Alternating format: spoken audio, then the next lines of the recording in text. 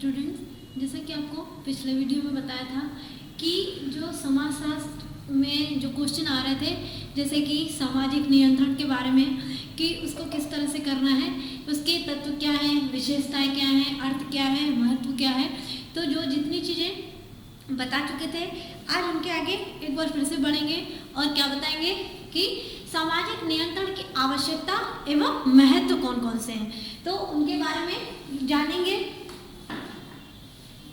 सामाजिक नियंत्रण की आवश्यकता, क्वेश्चन क्या है? सामाजिक नियंत्रण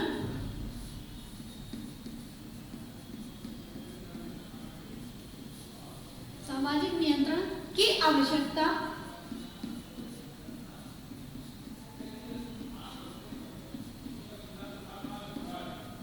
व महत्व।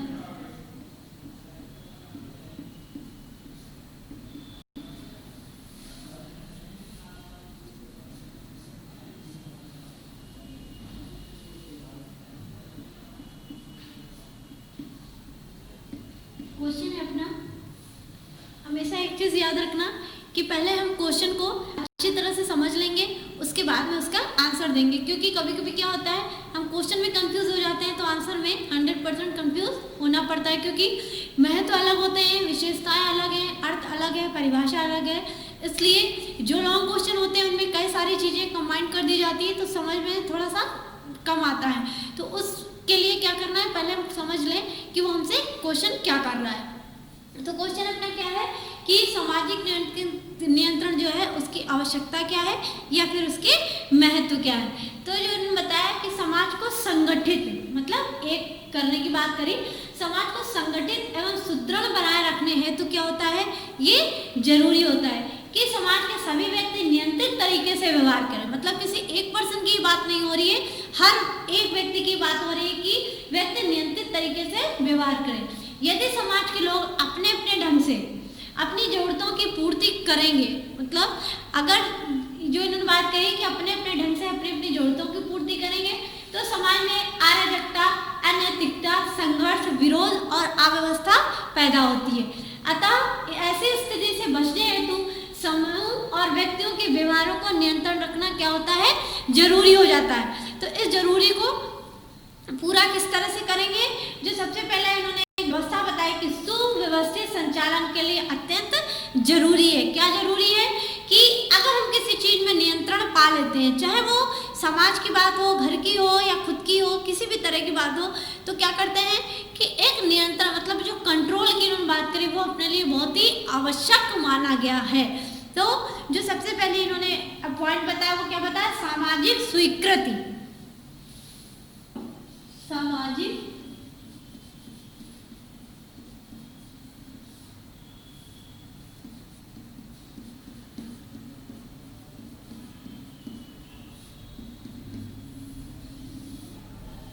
स्वीकृति, मतलब ये जो सामाजिक स्वीकृति है वो इन्होंने क्या बताई है कि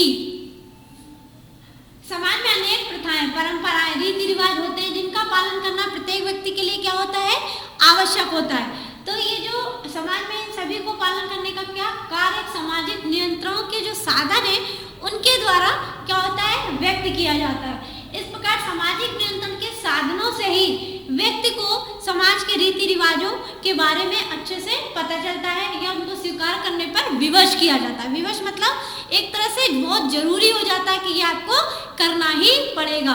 क्यों, अगर हम नहीं करते हैं तो हम उससे अपने को अलग माने जाते हैं। तो अपने को अगर समाज के अंदर रहना है तो उनके नियम कानून का पालन करना पड़ता है। अगर हम नहीं करते हैं तो हमको क्या कर दिया जाता है, समाज हमको करता है, बेदखल करता है कि अगर इस चीज, जो चीज़ हम अपने मन का करते हैं, जैसे कि बहुत से विवाह होते हैं, कुछ हम अपनी मर्जी से करते हैं, कुछ जो घर वालों की मर्जी से होते हैं। ऐसे बहुत सी जैसे प्रथाओं के अंतर्गत अगर बात करें तो बाल विवाह प्रथा या विधवा प्रथा, तो ऐसे बहुत सी सारी चीज़ें हैं। पर बात यहाँ पे क्या है कि जो चीज़ हम अपने मन की कर रहे हैं तो उसमें क्या समाज हमें स्वीकृति नहीं देता है। क्यों? क्योंकि हम उसके अनुरूप नहीं चल पाए थे। इसलिए ये नियंत्रण की बात करी गई है कि इसकी आवश्यकता भी होती है और इसका महत्व भी है। आवश्यकता है इसीलिए इसका महत्व, अगर इसकी आवश्यकता नहीं होगी तो इसका महत्व भी नहीं होगा। सीधी सी बात है, जिस चीज़ की में आवश्यकता होगी तो उसका इम्पोर्टेंस भी होगा, और जिसकी में आवश्यकता नहीं होती है वो चीज़ क्या हो जाती है, इम्पोर्टेंस नहीं रखती है। चाहे वो एक समाजशास्त्र की बात नहीं, किसी भी सब्जेक्ट की बात करें। अब इसमें सेकंड पॉइंट क्या बताया, संस्कृति की रक्षा। अब ये संस्कृति की रक्षा किस तरह से करते हैं, जो इन्होंने फर्स्ट पॉइंट बताया, इसके बाद क्या है, संस्कृति की रक्षा।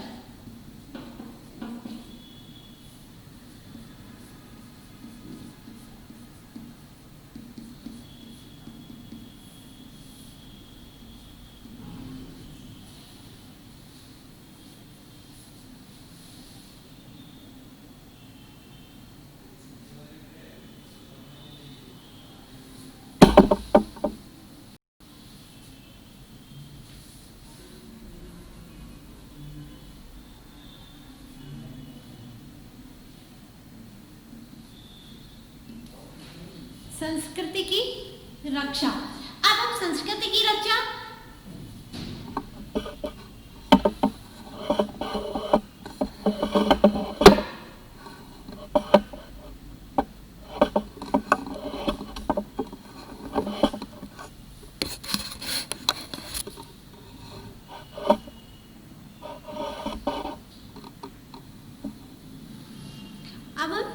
संस्कृति की रक्षा किस तरह से करेंगे,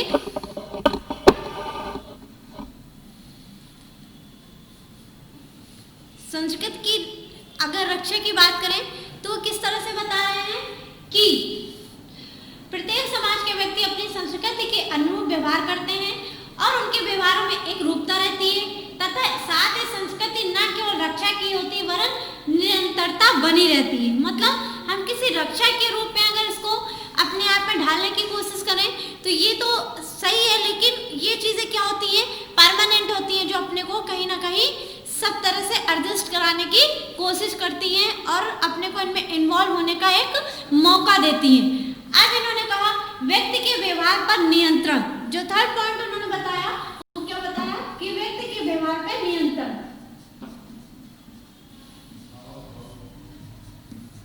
व्यक्ति के व्यवहारों पर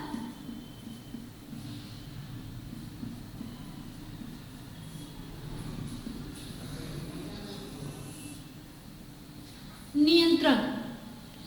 अब ये जो नियंत्रण की उन्होंने बात करी तो क्या कह रहे हैं, सामाजिक नियंत्रण के साधनों से व्यक्ति का व्यवहार समाज के अनुकूल बनाया जा सकता है। नियंत्रण के बिना मानव ना होकर बल्कि पशु के समान कहा जाता है कि अगर उसमें किसी भी तरह का कंट्रोल पावर नहीं है तो हम उसको मानव ना कह के बल्कि पशु की संज्ञा देते हैं। वो इसलिए देते हैं क्योंकि हमारा पशुओं पे कोई कंट्रोल नहीं होता है, क्योंकि उनको अपनी भाषा समझ में नहीं आती, वो उस चीज़ को समझ नहीं पाते जो हम उन्हें समझाना चाहते हैं, तो इसलिए उनको क्या कहा गया है कि पशु की संज्ञा दी गई है। अब इसके बाद उन्होंने कहा समूह में एकता। सामाजिक नियंत्रण से व्यक्ति के, जो इन्होंने बताया कि नियंत्रण की जब बात ये कर रहे हैं तो कह रहे हैं सामाजिक नियंत्रण से व्यक्ति के स्वच्छंद व्यवहार में मनमानी करने पर रोक लगाई जाती है कि जो एक व्यवहार होता है उस पर इनको क्या करना पड़ता है, एक कंट्रोल मतलब नियंत्रण करना पड़ता है। वो इसीलिए करना पड़ता है कि आगे कोई समस्या ना उत्पन्न हो। मतलब हम समाज के अंदर रहते हैं तो समाज के दायरे में रहें और हमको किसी तरह की हानि खुद ना पहुंचे और हमारे जरिए किसी दूसरे को ना पहुंचे। अब इन्होंने जो तीसरी बात करी, सबसे पहली सामाजिक संस्कृति, दूसरी संस्कृति की रक्षा, तीसरा व्यक्ति के व्यवहार पर नियंत्रण। ये तीनों चीजें क्लियर हुई। अब फोर्थ पॉइंट आ रहा है समूह में एकता। अरे समूह में एकता किस तरह से होगी,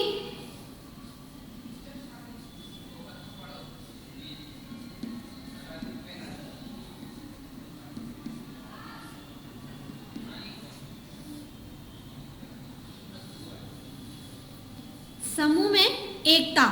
तो अभी एकता की बात करें तो वह समूह के सदस्यों को एक साथ व्यवहार करने हेतु प्रेरित तथा विवश करता है। तो सामान्य नियमों के अंतर्गत रहकर कार्य करने के समान दृष्टिकोण का विकास होता है और समाज में क्या होती है, एक रूपता की भावना, मतलब एकता की भावना पैदा होती है। जो इन्होंने मेन बात कही वो क्या, समान नियमों के अंतर्गत रहकर कार्य करने में समान दृष्टिकोण बना रहता है।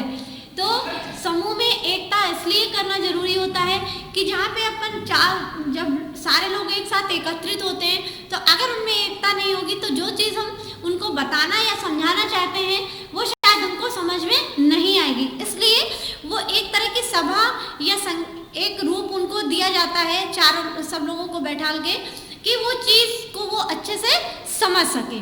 अब इन्होंने लास्ट में कहा कि परंपराओं की रक्षा। अब ये जो परंपराएं हैं,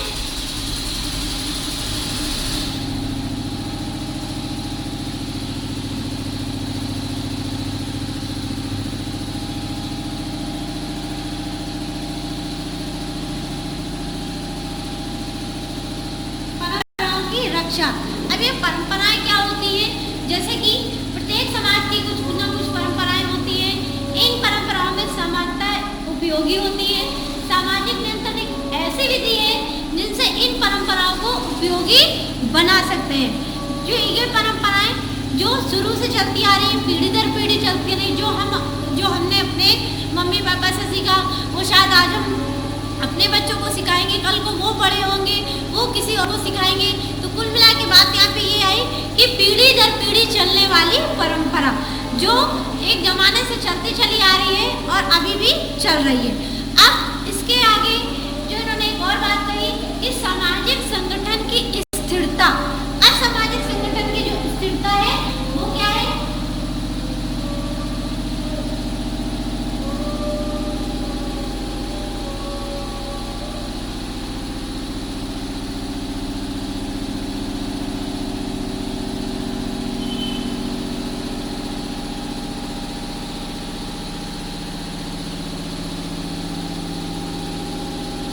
स्थिरता। अब स्थिरता को क्या करें, किस तरह से इसको समझाने की कोशिश करेंगे या समझने की। तो सामाजिक संगठन के जो स्थायित्व है उसको बनाए रखने में सामाजिक नियंत्रण अत्यंत क्या हो जाता है, जरूरी हो जाता है। नियंत्रण के अंतर्गत व्यक्ति को मनचाहे ढंग से कार्य करने और उसकी इच्छा अनुसार परिवर्तन की क्या मिल जाती है, स्वतंत्रता, जिसमें सामाजिक संगठन का अस्तित्व को बल मिलता है तथा समाज में अनिश्चित व अस्थिरता समाप्त हो जाती है। फिर अनिश्चित तथा अस्थिरता समाप्त। अनिश्चित मतलब किसी कार्य को एक निश्चित दिशा प्रदान करना एक अलग बात होती है, लेकिन उसकी अस्थिरता को इस अस्थिरता जो है उसको समाप्त करना बिल्कुल अलग बात है। मतलब अगर हम किसी चीज को एक स्थिर लहजे में लेते हैं या स्थिर तरीके में इसको करते हैं तो क्या होता है कि हमारा जो समाज है वो एक या घर या परिवार जो भी है वो एक क्या करता है, एक संगठित रूप से कार्य करता रहता है। उसमें क्या है, हमको किसी भी तरह की समस्याओं का सामना नहीं करना पड़ता। लेकिन इसके अपोजिट जब हमारे सामने समस्याएं ज़्यादा होती हैं और समझने वाले या समझाने वाले कम होते हैं तो उनको क्या है, वो समस्याएं बढ़ जाती हैं। इसलिए सामाजिक नियंत्रण की आवश्यकता और महत्व के बारे में बताया गया। लेकिन इसके साथ में इन्होंने क्या कहा, एक जो लास्ट में सहयोग मतलब मदद, हेल्प, तो उसके लिए ये क्या कह रहे हैं, वो किस तरह से आपको कवर करना है, ये कैसे करना है, बात दोनों ही है। जो इन्होंने सहायता की बात करी तो सहायता किस तरह से हम करेंगे कि समाज के अस्तित्व और निरंतरता को बनाए रखने हेतु जरूरी है, क्या जरूरी है कि उनके सदस्यों में परस्पर सहयोग हो। उनके जो सहयोग बता रहे हैं वो परस्पर क्या होने चाहिए, सहयोगी होने चाहिए। पर नियंत्रण द्वारा व्यक्ति को पारस्परिक सहयोग से क्या मिलता है, लक्ष्यों की प्राप्ति या लक्ष्यों की पूर्ति कर उस पर जोर देना चाहिए कि हमारा जो एक उद्देश्य है, जो लक्ष्य है, उसको हम अगर पूरा नहीं कर पाते हैं तो क्या होता है, हम कहीं ना कहीं अपने आप को अधूरा समझते हैं। तो एक किसी भी चीज का लक्ष्य होना बहुत जरूरी होता है।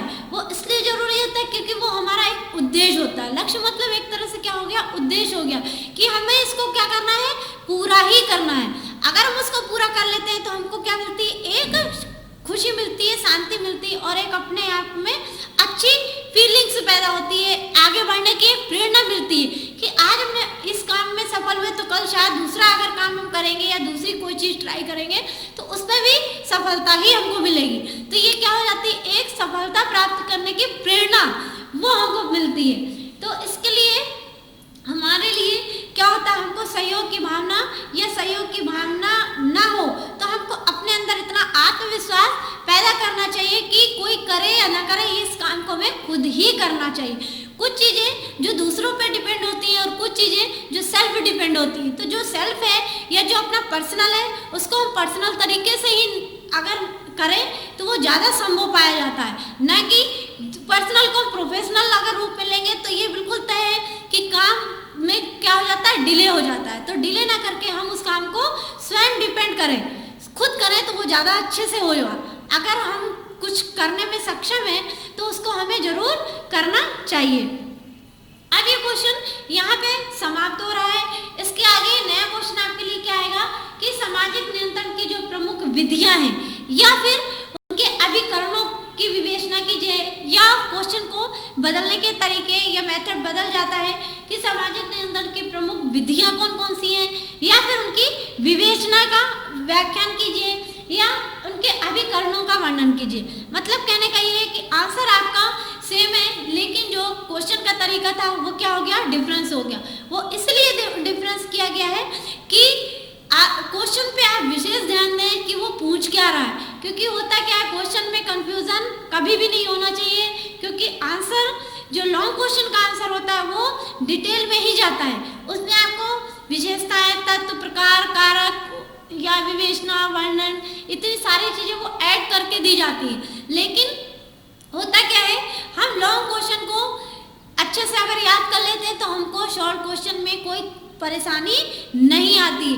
पर अगर हम ये सोच लें हमको केवल शॉर्ट क्वेश्चन से लॉन्ग क्वेश्चन बनाना है तो ये क्या हो जाता है, बहुत ही मुश्किल काम होता है। तो इस मुश्किल को आसान करने के लिए हम क्या करेंगे, एक वो क्वेश्चन पूरा तैयार करते हैं जिसमें असुविधा की कोई गुंजाइश न रहे।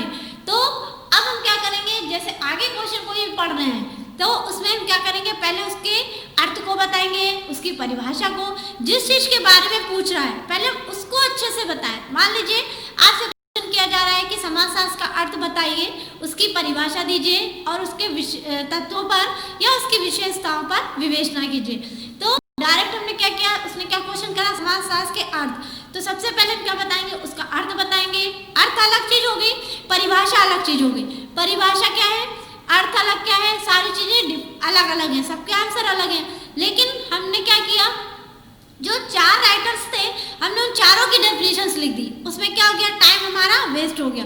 तो हमको 4 की डेफिनेशंस हम नहीं याद करके बल्कि एक की कर रहे हैं पर सही कर रहे हैं। ये चीज़ हमने पिछले वीडियो में बहुत बार बताई है, आज एक बार फिर से रिपीट कर रहे हैं। वो इसलिए कि जिन स्टूडेंट्स को ना समझ में आ रहा हो याद करने के सरल तरीके, वो बता रहे हैं कि हम 10 में अपना टाइम वेस्ट ना करके किसी एक पर्सन के बारे में बताएंगे और सही बताएंगे, भले वो छोटी हो या लॉन्ग हो, इससे मतलब नहीं है। हमको क्या है, उसने किस शब्दों में अपने को व्याख्यान करके या अपने अनुभव से उसने किन शब्दों को हमें अपने तरीके से समझाने की कोशिश करी है, तो हम उसी तरीकों को केवल याद करेंगे, ना कि 10 लोगों के, क्योंकि 10 में हमारा टाइम बर्बाद हो रहा है। नंबर अपने को कितने मिल रहे हैं, जितने हमें मिलने चाहिए। तो ये कुछ चीज़ें ऐसी हैं जिनको हम बहुत ही ध्यान से पढ़ेंगे। या जैसे लॉन्ग क्वेश्चन होते हैं तो हर लाइन में कोई ना कोई क्वेश्चन आपको ऑब्जेक्टिव निश्चित मिलता है, इसलिए उन क्वेश्चनों को भी हम क्या करेंगे, ध्यान से देखेंगे। अब अगर इसके अलावा जितने भी क्वेश्चन पिछले वीडियो में थे या ये जो क्वेश्चन है या इसके अलावा और भी जो क्वेश्चन अभी आगे आएंगे, आपको किसी तरह की कोई दिक्कत हो तो आप पूछ सकते हैं।